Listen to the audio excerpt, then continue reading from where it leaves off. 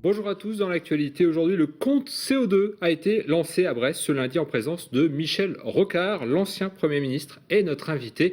Michel Rocard, bonjour. Bonjour. Alors vous parrainez ce compte épargne CO2 lancé par la société 450 parce que en 2009 vous avez remis un rapport au Premier ministre de l'époque sur la CCE, la contribution climat-énergie. CCE qui a d'ailleurs été adopté très récemment par le Parlement, fin octobre. Finalement, vous soutenez en fait toujours ce principe du pollueur-payeur ? Oui, alors le compte épargne CO2 est étranger au principe pollueur-payeur.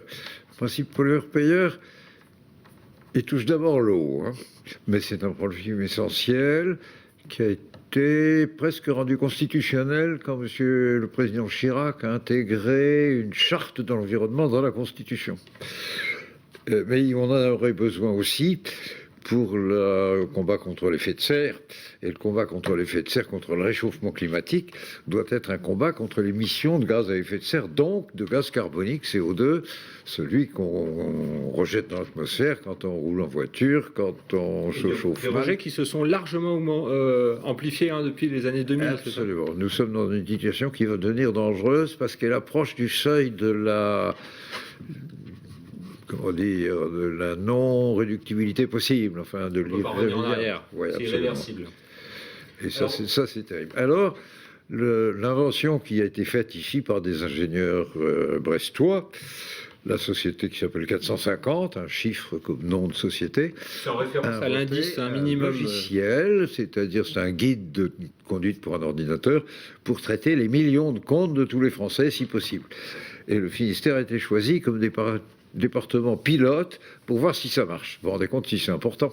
Cette nouvelle étape, en fait, c'est qu'on passe finalement du principe qui était appliqué aux industriels, finalement au grand public, aux foyers, qui peuvent comme ça calculer leur émission de CO2 et, s'ils sont bons élèves, se faire racheter leur kilo de CO2. Absolument. L'exemple type, c'est vous avez une voiture et vous crachez des gaz à effet de serre partout. Vous passez à la voiture électrique, vous en rejetez beaucoup moins, sinon plus du tout. Il y a une prime exprimée en kilos de CO2 qui est un bon qui va au crédit de votre compte. Et avec ce bon, d'abord, vous aurez déjà un peu de consommation électrique, par exemple, ou bien vous pourrez, quelque temps après, acheter un vélo pour votre fils ou pour vous-même, enfin, etc.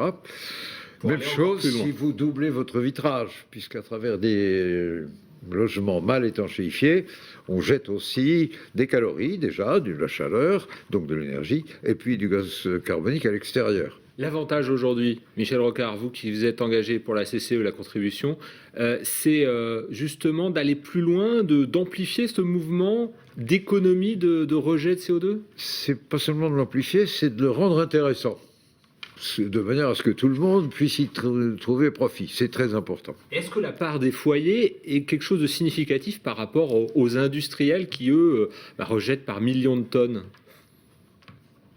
Le chauffage plus la voiture personnelle, ça doit faire plus de 40% de toutes nos émissions de CO2, donc c'est complètement déterminant.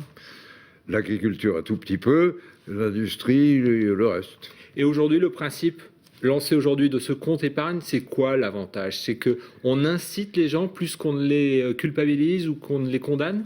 On peut appeler ça comme on veut, c'est une incitation. Quand ils économisent du CO2 d'une manière prouvable, ils étagent leur vitrage ou leur charpente, ils passent à la voiture électrique ou encore autre chose, ou ils passent leur chauffage du fioul de l'électricité, ils ont un gain. Et ce gain, c'est des kilos de CO2 qui peuvent reconvertir en autre chose en faisant une dépense, je vous le citais, à un vélo par exemple. Merci beaucoup. C'est un gain. Merci beaucoup, Michel Rocard, d'être venu sur le plateau de TBO, nous parler justement de ce lancement du compte épargne CO2. Et puis, on espère que bientôt vous aurez, vous, votre compte CO2. Je crois que c'est en cours de calcul. Voilà.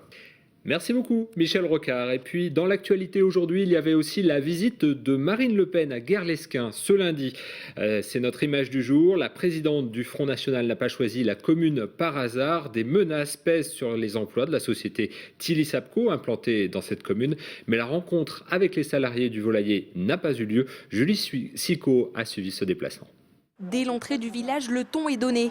Vers 11 h, des pancartes sont accrochées par ces deux délégués du personnel de Tilly Sapco.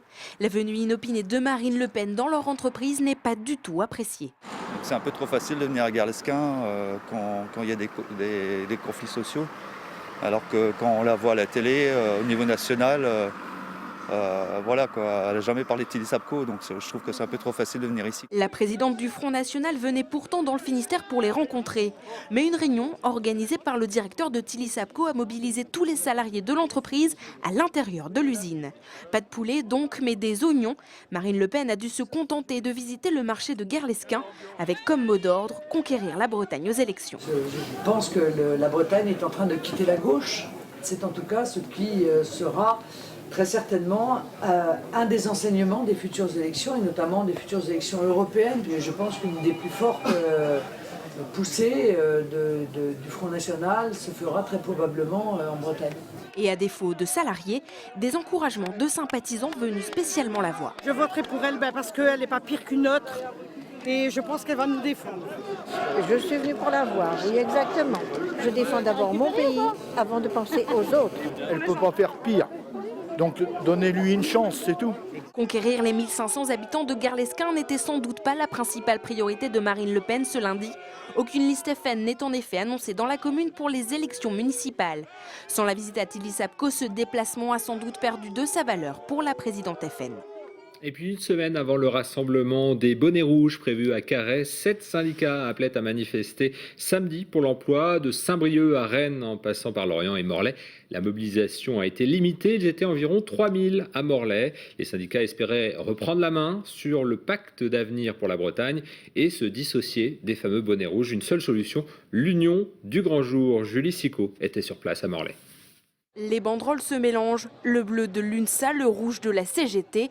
En tout, 7 syndicats sur 8, le compte y est presque. Seule Force ouvrière dans le Finistère n'a pas répondu présent à cette intersyndicale. Mais ce samedi, sur le message, les syndicats sont clairs. Dans le cadre du pacte d'avenir qui est organisé sur la Bretagne, pour faire peser un petit peu de pacte social dans ce pacte d'avenir, parce qu'on considère effectivement que vu la situation, en particulier en Bretagne, il y a une nécessité que pour les 6 années à venir, s'il y a des besoins dans l'industrie, il y a besoin aussi que ça s'accompagne de mesures sociales. Une manifestation qui rassemble plus largement que celle du 2 novembre à Carhaix. Seulement 3 syndicats s'étaient mobilisés ce jour-là face au bonnet rouge à Quimper. Mais ce samedi, à Morlaix, au placard les divergences entre syndicalistes. Sur un certain nombre de sujets, rappelons-nous, on a déjà été capable d'avoir des intersyndicales nombreuses, entre autres les intersyndicales au moment des retraites. Donc on a des points de convergence. Là, les points de convergence, c'est bien la défense du salarié, c'est bien aussi la défense de l'emploi. Il n'y a aucune raison qu'on se retrouve pas les uns et les autres dans cette dynamique-là. Tous les syndicats sont quand même là pour défendre les salariés et l'emploi. Et c'est ça qui justifie cette réponse extrêmement large et unitaire d'aujourd'hui. Et si les syndicats s'unissent, en revanche, aucune intention de se lier avec les bonnets rouges, comme en témoigne l'arrivée de Christian Troadec, le maire de Carhaix. C'est une manifestation, on l'appelle intersyndicale. Je vous propose de rejoindre tout le monde parce que c'est pas votre manifestation aujourd'hui, c'est la manifestation de tous les Bretons. L'Union sacrée pour l'emploi n'est donc pas pour tout de suite. Les 7 syndicats représentent un total de près de 50 000 militants dans le Finistère. Environ 3 000 avaient fait le déplacement. Allez, un mot de sport et dans l'actu voile, c'est le duo Ryu-Lecam sur PRB qui s'impose à Itajaí au Brésil dans la Transat Jacques Vabre dans la classe IMOCA. Et puis dans la Mini Transat, les concurrents poursuivent leur route au milieu de l'Atlantique vers le Brésil. Toujours le point avec Pauline Ferco. Après 17 jours de course effrénée à travers l'Atlantique, Vincent Rioux et Jean Lecam se sont imposés sur la ligne d'arrivée de la Transat Jacques Vabre ce dimanche à Itajaí au Brésil.